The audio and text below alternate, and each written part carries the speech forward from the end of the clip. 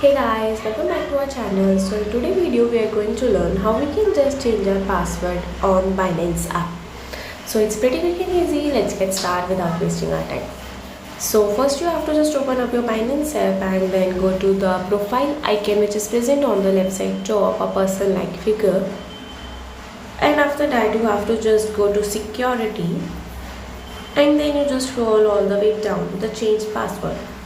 And for security purpose, no withdrawal permitted for 24 hours after modification of the security method.